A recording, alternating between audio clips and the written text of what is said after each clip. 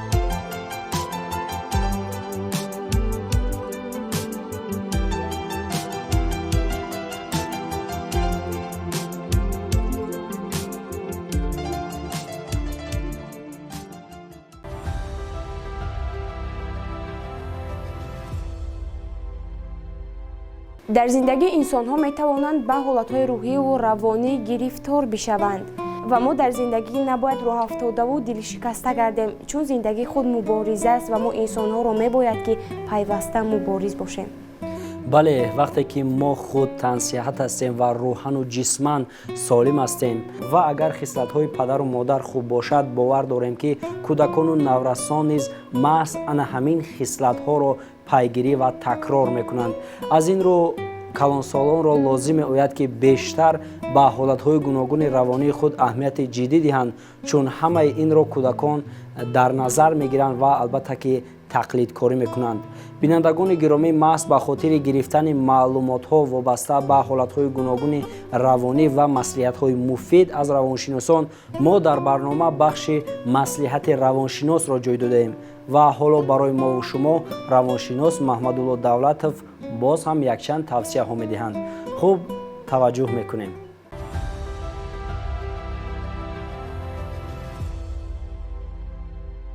مسئله دیگری را من میخواستم با شما دیده برایم، این از آن وابسته است که چطور ما میتوانیم حالت روحی خودمان را قوی گردانیم، شاد گردانیم، پرقوت نماییم، به اعتدال آوریم، یعنی به غضب نآییم، عصبانی نشویم. گفته واقعا سوال ها پیدا می شود. اگر شخص در دل حالت ها، چی خواننده، چی کلانسال، چی پسر بچه و چی دختر بچه، بسیار وقت در مناسبت هایشان در بین خود برادر و خواهر یا برادران بین خودشان، در صنف بین همصنفان، بسیار وقت می شود که یکی دیگری را نمی فهمد. بعد به غضب می آید، قهرشان می آید، هیجان می شود، حالت رویشان به شدت می گیرد و در همین زمینه انیخ که خودشان اداره کردن نمی توانند و بعد می گذرند به زوروری های جسمانی، می گذرند به دشنام، می گذرند به سخن های قبیح که یکدیگر را تحقیر می کند، پس می زنند، مذمت می سازد. از همین نقطه نظر مهم آن است که چی باید کرد در این خواهد. من همین خیلی مراجعت می کردم به تماشابینان خردسال عزیز من. درست است که چطوری که شاعر من میگوید کمال الدین بینایی در غضب نیکمرد فرزانه کند افعال دیو و دیوانه. ولی در هر صورت اگر ما گوییم که من را به غضب آورد هم صنفم، بعد من سخن ناسزا گفتم، برادری خوردیم به من ناسزا گفت، من سخنی ناسزا گفتم، غضبم را فرو برده نتوانستم، آنگاه این راه حل مسئله نیست. در اینجا بها را اطراف به هر دو میدهند، به هر دو همصنف میدهند، میگویند که واقعا همین کودکان همین خیلی همصنفایی بی مدنیت داشتند، خوش اخلاق نیستند، بد اخلاق بودند، بد دهن بودند، بد گفتار بودند، بد فعلند. پس برای چی ما در مکتب میخوانیم؟ چرا ما درس زبان ادبیات میآموزیم؟ چرا ما تاریخ را از بر میکنیم؟ به خاطر آنی که خوشگفتار شویم، با معرفت شویم. شخصی با معرفت در دل خواه وقت خودش اداره کرده میتواند تا اندازه که نتواند سخن ناسزا به کسی گوید. یعنی کسی اگر با کسی سخن ناسزا گفت، با سخن ناسزا جواب دادن، این معنای آن را دارد که هر دو به معرفت بودند، هر دو بهای منفی را میگیرند. اگر یکی صبر کند، سری خم را شمشیر نبریده است، بنابراین سکوت کند و اگر کمبودی واقعا نکرده را به عهده بگیرد. فرض کردیم که احمد و صمد دو خواننده بین خود اختلاف کردند و احمد میدوند که کمبودی را من نکردم، ولی صمد در حالت پرجوش و خروش است. در این حالت او سخن را درک نمی کند، نمی فهمد. اما شخصی با معرفت احمد گفتنش ممکن: صمد شاید کمبودی منم باشد، من دیگر تکرار نشاید. همین یک سخن خیلی با ادبانه او آتش غضب صمد را خاموش می سازد. امکان نمیدهد آتش نباشد که سبزد. بعد از آن یک مدتی که اگر گذرد، صمد به حالت اعتدال روحی آمد، آنگاه عقل برجا می شد. ترازوی عقل که کار که کرد، به اندیشه می رود که سخن ناسزا مگفتم و احمد بخشش پرسید، کار خوب نشد، من باید روم و معذرت خواهم. یک رفتار احمد، یک با معرفتی او، یک آداب معاشرتی خیلی موافق و به مورد او باعث اصلاح رفتار صمد شد. نگرید؟ پس ما می بایست که همیشه در نگاه داشت غضبمان، هیجانمان، خشممان همیشه ягона омилаш, ягона воқеан роҳаш ақл аст, хирад аст, дониш аст ва маърифат аст, ки ба ҳамин хотир чӣ дар оила ҳамин тарбияро мекунанд ва чӣ дар мактаби миёна ба ҳамин мақсад карда истодаем, ки шахс тавонад дар ҳар гуна вазъиятҳои гуногуни ҳаётӣ, чӣ дар оила, чӣ дар ҷомеа ва чӣ дар мактаб худашро идора карда тавонад.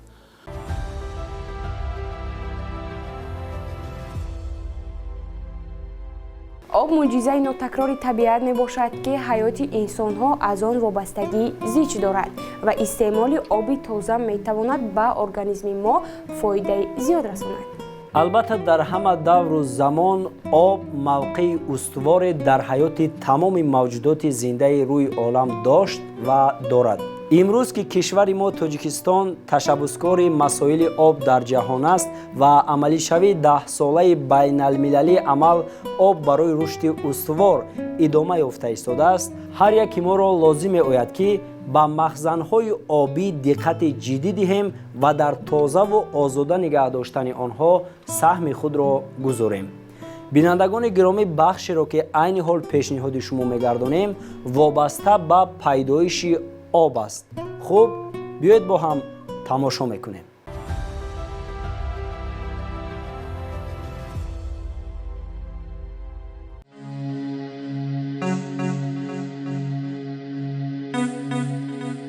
субҳ бахайр дӯстон.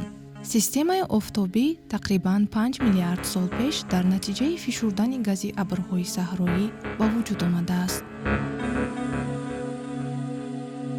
офтоб ягона ситора ва ҷисми марказии осмонии ин система мебошад. офтоб манбаи нур, гармӣ ва ҳаёт дар рӯи замин аст. мо бисёр шунидаем, ки он яке аз қадимтарин объектҳои системаи офтобӣ мебошад. бо вуҷуди ин, як ҷузъи муҳими дигаре вуҷуд дорад, ки ба он ҳама шаклҳои маълуми ҳаёт дар рӯи замин ниёз доранд ва он об аст. таърихи пайдоиши об моро бо бисёр маълумотҳо дар бораи чӣ гуна пайдо шудани ҳаёт дар коинот воқиф мекунад. инак об дар коинот кай пайдо шудааст? ба гуфтаи олимони донишгоҳи Мичиган, тақрибан тамоми нисфи оби сайёраи мо нисбат ба офтоб хеле калон, яъне қадимтар аст. натиҷаи кори мутахассисон дар нашрияи Science чоп шуда буд ва дар он гуфта шудааст, ки қисми зиёди об дар системаи офтобӣ ба мо аз абри газии байниситоравӣ омадааст, ки баъдан аз он бисёр ҷисмҳои кайҳонӣ низ ба вуҷуд омадаанд.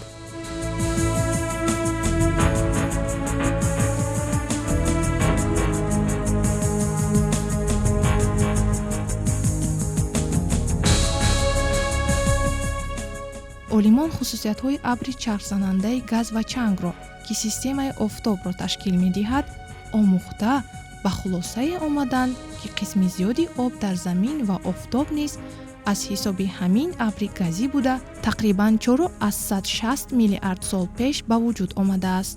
маълум мешавад, ки як қисми обе, ки ҳоло дар рӯи замин мавҷуд аст, аз ситорае, ки сайёраи моро равшан мекунад, калонтар аст. ба гуфтаи муҳаққиқон, чунин оби байниситоравӣ дар бисёр системаҳои дигари ситораҳо низ вуҷуд дорад. маълум мешавад, ки яке аз муҳимтарин ҷузъҳои пайдоиши ҳаёт дар сайёра он қадар ҳам камёб нест. абри байниситоравӣ, ки аз газу чанг иборат аст, инчунин бисёр ях дорад, ки онро олимон кайҳо муайян кардаанд. баъдтар ин гуна ташкилаҳои газу чанг ба системаҳои ситораҳо мубаддал мешаванд. пас аз мубаддал шудан, яхҳо об мешаванд ва молекулаи об бо оксиген ва гидроген таҷзия мешавад. аксари коршиносон чунин мешумориданд, ки об баъдтар аз молекулаҳои оксиген ва гидрогени дар атмосфера мавҷуд буда пайдо мешавад. аммо барои бо ин тарз ба вуҷуд омадани об шароити мушаххас зарур аст, ки ин имкони мавҷудияти сайёраи монанд ба заминро хеле коҳиш медиҳад. тахмин меравад, ки як қисми об пас аз ба охир расидани раванди пайдоиши ситораҳо боқӣ монда метавонад. бинобар ин, дар ҳама қисмати галактикаи мо чунин як ҷузъи ҳаматарафаи ҳаёт мавҷуд аст. барои тасдиқи ин фарзия олимон шароитҳоеро ки пас аз ба вуҷуд омадани офтоб имконпазиранд сохтанд. онҳо эҳтимолияти молекулаҳои аз нав ба вуҷуд омадаи обро ки дорои изотопи дейтерии гидроген низ буда ядроаш адади иловагӣ дорад ба ҳисоб гирифтанд. шояд шумо дар бораи оби вазнин ки ин изотопи гидрогенро дорад шунида бошед. дар ҷараёни моделиронӣ муҳаққиқон муайян карданд ки дар системаи муосири офтобӣ оби дейтерӣ дошта аз ҳад зиёд мавҷуд аст, вале кифоя будани нури офтоби ҷавон барои ба вуҷуд овардани он дар гумон аст. ғайр аз ин ҳанӯз пеш аз пайдо шудани офтоб об дар системаи мо аллакай бо шуоҳои кайҳонӣ хеле ионӣ карда шуда буд ва дар таркибаш изотопҳои зиёди гидрогенӣ дошт. ин аз он гувоҳӣ медиҳад ки қисми зиёди об ҳанӯз аз давраҳое ки офтоб вуҷуд надошт нигоҳ дошта шудааст. гуфтан мумкин аст ки ҳатто баъд аз пайдо шудани ситораҳо дар системаҳо барои ба вуҷуд омадани ҳаёт дар сайёраҳои дигар ба қадри кифоя об мавҷуд аст. бисёр коршиносон бо ин хулосаҳо розӣ ҳастанд, гарчанде ки ин танҳо як назария аст ва олимон нақша доранд ки онро бо далелҳои хуб тасдиқ кунанд. ин назария на танҳо дар бораи оби сайёраи мо, инчунин дар бораи сайёраҳои дигаре ки метавонанд атрофи ситораҳои дур давр зананд, маълумоти муҳим медиҳад.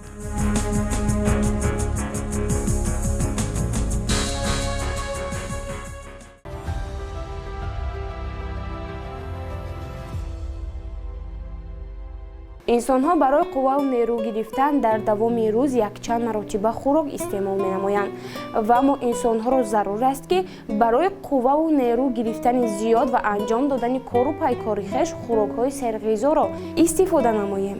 бале дуруст гуфтед. дар баробари истеъмоли ғизоҳои гуногун бояд одамон дар фасли гармо бештар ба истифодаи оби тозаи нӯшокӣ низ аҳамияти ҷиддӣ диҳанд, чун мутахассисон муайян карданд ки истеъмоли оби тозаи нӯшокӣ дар гармои ҳаво метавонад ки то андозае дар мӯътадил нигоҳ доштани вазъияти организми мо мусоидат намояд. ва катбонуҳои чирадасти мо метавонанд бо тамошои ин бахш боз тарзи тайёр намудани як субҳонаи лазизро омӯзанд. марҳамат, тамошо мекунем.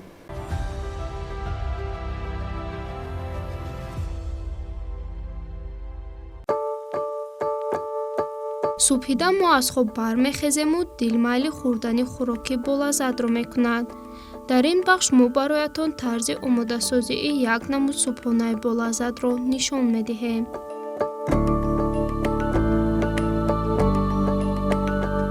нонро дар они тобаи гармшуда мегузорем. ба миқдори дилхоҳ ба он тухм илова мекунем.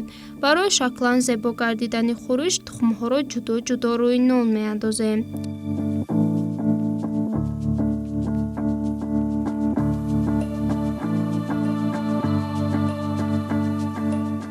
ба он каме мурч ва намак илова мекунем. бинандагони азиз хуб назар кунед то раванди корро ба пуррагӣ омӯзед. барои хушмазза гардидан мо инҷо аз кабудӣ истифода мебарем. кабудиро ба чунин шаклреза намуда рӯи хӯришамон мепошем. барои он ки маҳсулотҳо ба якдигар часпанд, мо ба хӯришамон панир илова месозем. миқдори муайяни панирро аз тароша гузаронида рӯи хӯришамон мерезем. барои хушбӯ гардидан рӯи он каме райҳони хушкшуда мепошем.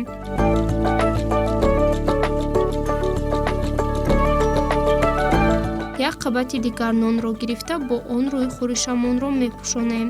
даҳони тобаро ба муддати 10 дақиқа маҳкам месозем то хӯриши мо ба пуррагӣ омода гардад. барои оро додани хӯриш мо помидорро даврашаклреза намуда хӯришамонро моҳирона ба дигар тараф тоб медиҳем. помидорро гирифта бо он хӯришамонро рӯйпӯш мекунем. панири сафедро низ бо чунин шакл бурида рӯи хӯришамон мегузорем. каме панир рӯи он рехта бо кабудӣ оро медиҳем. пас аз якчанд дақиқа хӯриши мо ба пуррагӣ омода мегардад. хӯришро рӯи табақ гирифта ба шакли дилхоҳ мебурем. бинандагони азиз, шумо метавонед дар муддати якчанд дақиқа чунин як хӯриши болаззатро омода кунед.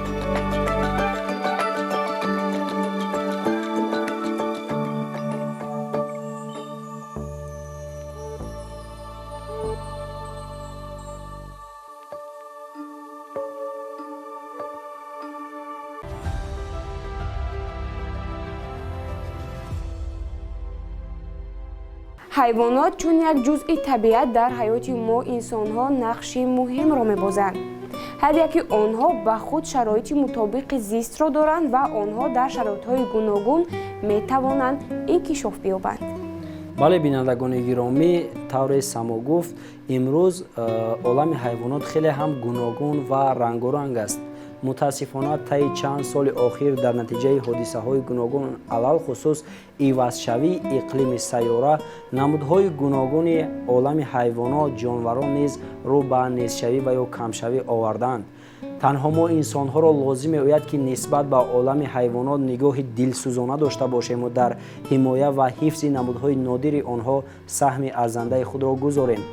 бинандагони гиромӣ, ба ин хотир мо дар барномаи субҳгоҳии Сафои саҳар кӯшиш менамоем ки ҳар субҳ бахшеро вобаста ба ҳаёти ин ва ё он ҷонвар таҳия ва пешниҳоди шумо намоем.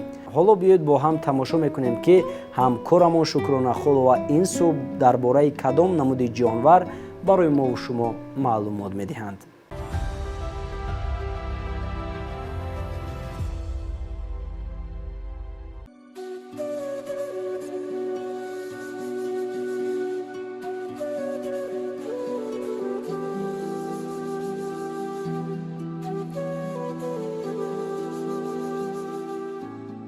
صبحتان بخیر بینندگان گرامی.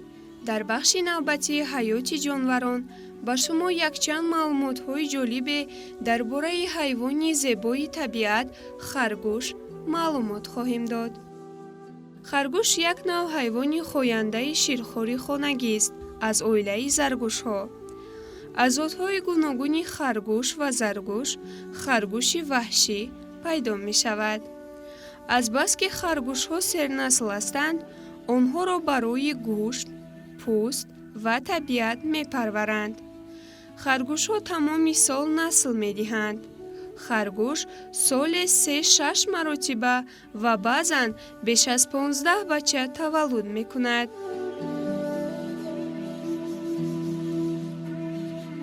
آنها را با خوراک تامین کردن خیلی آسان است. در فصل تابستان علف می‌خورند.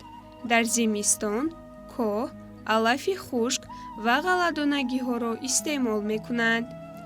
خوراک اساسی خرگوش‌ها بیخ میوه، سیلاس سبزی و کرم، خسبیده نرم، غله‌دانه و پرتوی آن، خوراک آمیخته و غیره میباشد.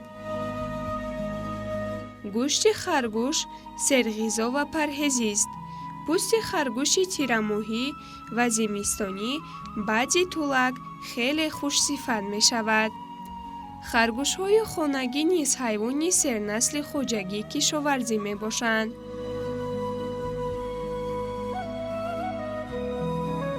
خرگوش ها پوست و موینه خیلی خوب دارند.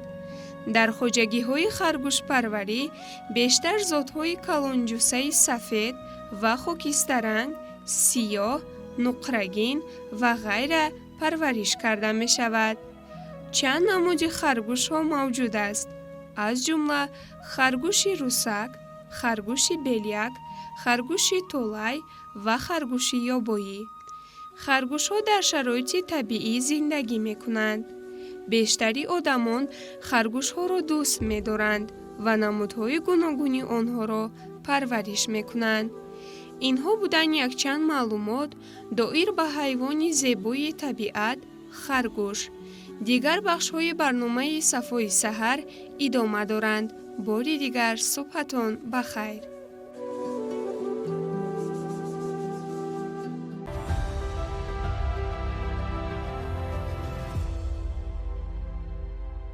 нусратло ту боре ҳам дар шароити хона ягон навъи растаниро парвариш намудаед?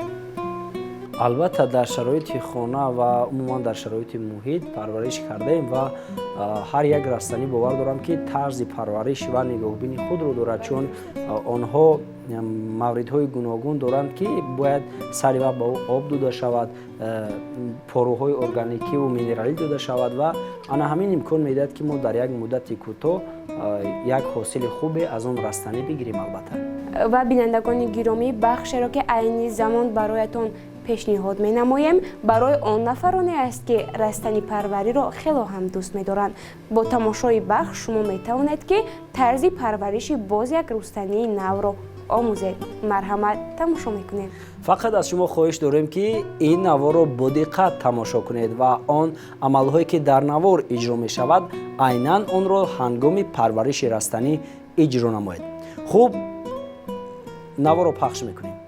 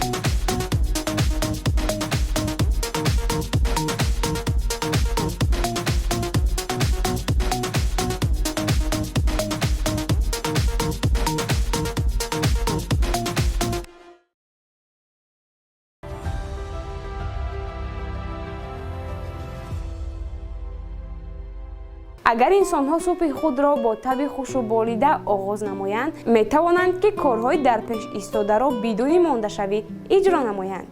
хуб бинандагони гиромӣ, ҳоло саҳнаи ҳаҷвиро пешниҳоди шумо мегардонем. пас биёед бо ҳам тамошо мекунем.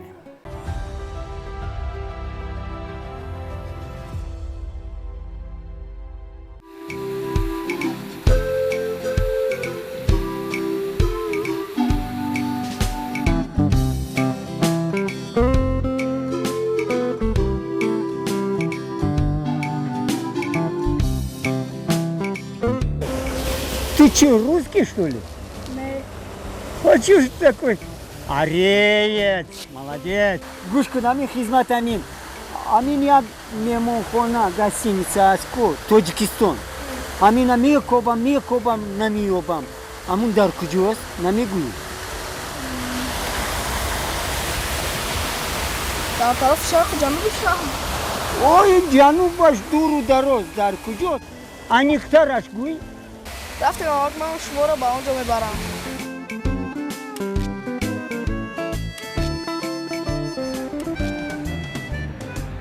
Ана меҳмонхонаи Тоҷикистон. Ах, да, мемонхона. Точно. Шумо меҳмон? Ман меҳмон. Ана командировка омадам, як сола. Ман мефаҳмӣ геолог. Ана дар ҳамин заминои шумо тиллоя мекобам. Ҳамин тиллоя ки ёфтам, ба шумо нишон медиҳам. баъд хайру хуш мекунам, ватани худам меравам. Шумо аз зери замин тилло меёбед, ба мон месупоред? Ман гуфтам ку ман геолог, мефаҳмӣ? Шумо аз рӯи замин як меҳмонхонаи оддиро наёфтед ту? Ну хай, ман замин намебинам.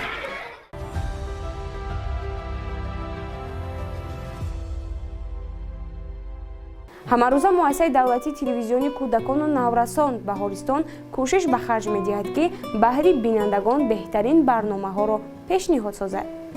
бале бинандагони гиромӣ, ин дуруст аст ва ҳоло дар идораи дубляж низ тарҷумаи филмҳои тасвирию ҳунарӣ идома дорад.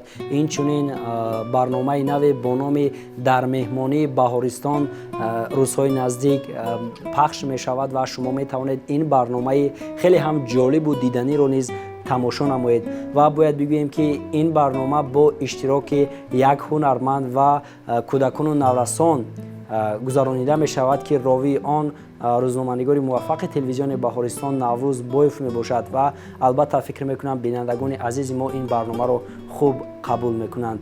Инчунин бояд бигӯем ки тариқи шабакаи мо ҳамарӯза барномаҳои нав ба нав ва тозаву тоза пешкаш мегарданд. шумо метавонед тавассути сомонаи телевизиони Баҳористон cw.tvb.tj беҳтарин барномаҳоро ба таври такрор тамошо намоед. хуб бинандагони гиромӣ, чанд лаҳзае дар бораи барномаҳо низ гуфтем ва бовар дорем ки барои шумо писанд аст барномаҳои телевизиони Баҳористон. тӯли чанд лаҳзае бо шумо будем дар барномаи субҳгоҳии Сафои саҳар. бо гузашти лаҳзаҳову вақтҳо инҷо мерасем ба анҷоми барномаи имрӯза. танҳо мо умеди саломатӣ, сарбаландӣ ва саодатмандии шуморо дорем. дар тӯли лаҳзаҳои бо шумо буда агар мо тавониста бошем ки бароятон лаҳзаи фароғат бубахшем, пас мо худро муваффақ шуморидаву хушбахтиро эҳсос менамоем. ҳамеша дӯстдори кӯдакон ва нигоҳубини онҳо бошед.